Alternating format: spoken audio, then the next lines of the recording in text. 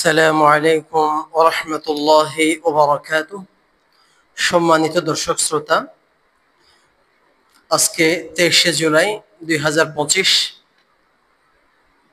কোরআন হাদিস ও দোয়া অনুষ্ঠানে আপনাদেরকে স্বাগতম। আজকে কোরআনের যে আয়াতটা আমি বাছাই করে নিয়েছি সেটা হচ্ছে সূরা আল বাকারা আয়াত নাম্বার 154, যার মূল ভাষ্য হচ্ছে আল্লাহর রাস্তায় শহীদগণ জীবিত।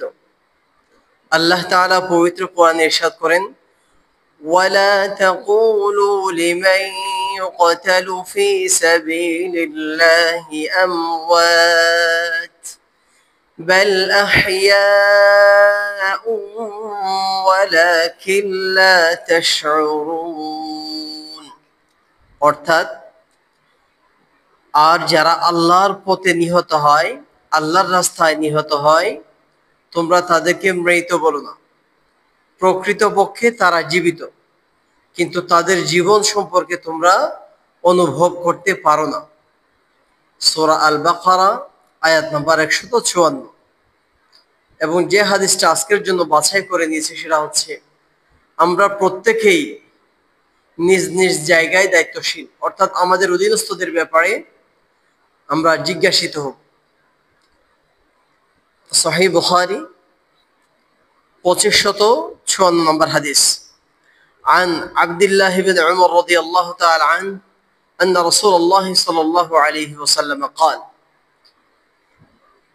ألا كلكم راع فمسؤول عن رعيته، فالأمير الذي على الناس راع وهو مسؤول عنهم، والرجل راع على أهل بيته وهو مسؤول عنهم، والمرأة راعية على بيت بعلها وولده وهي مسؤولة عنهم، والعبد راع على مال سيده وهو مسؤول عنه،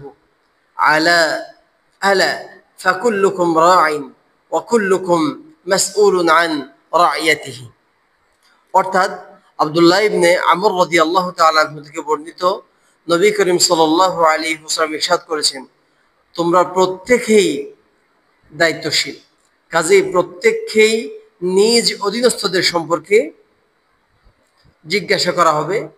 যেমন জনগণের শাসক তাদের দায়িত্বশীল, কাজেই সে তাদের বিষয়ে জিজ্ঞাসিত হবে।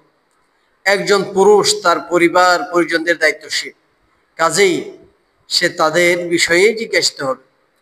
স্ত্রী স্বামীর ঘরের এবং তার সন্তানের দায়িত্বশীল, কাজেই সে বিষয়ে জিজ্ঞাসিত হবে। আর কৃতদাস স্বীয় মনিবের সম্পদের রক্ষণাবেক্ষণকারী, কাজে সে বিষয়ে জিজ্ঞাসিত হবে, অর্থাৎ তাকেও বিষয়ে জিজ্ঞাসাবাদ করা হবে। শোনো, তোমরা প্রত্যেকেই দায়িত্বশীল, প্রত্যেকেই আপন অধীনস্থদের বিষয়ে জিজ্ঞাসিত হবে। সহিহ বুখারী 2556 নম্বর হাদিস। আজকে যে দোয়াটা বাছাই করে নিয়েছি আমরা, দুই সিজদার মাঝখানে জলসাতে যে দোয়াটা আমরা পাঠ করি, আল্লাহুম্মা গফিরলি ওয়ারহামনি ওয়াহদিনি ওয়াআফিনি ওয়ারযুকনি, অসাধারণ একটা দোয়া। অর্থাৎ, হে আল্লাহ, আমাকে ক্ষমা করুন, আমার উপর রহম করুন, আমাকে হেদায়েত দান করুন, আমাকে রোগ মুক্ত করুন এবং আমাকে রিজিক দান করুন। আবু দাউদ 840 নম্বর হাদিস। আল্লাহ তাআলা আমাদেরকে কোরআন, হাদিস এবং দোয়ার উপর আমল করার তৌফিক দান করুন। আসসালামু আলাইকুম ওয়া রাহমাতুল্লাহি ওয়া বারাকাতুহু।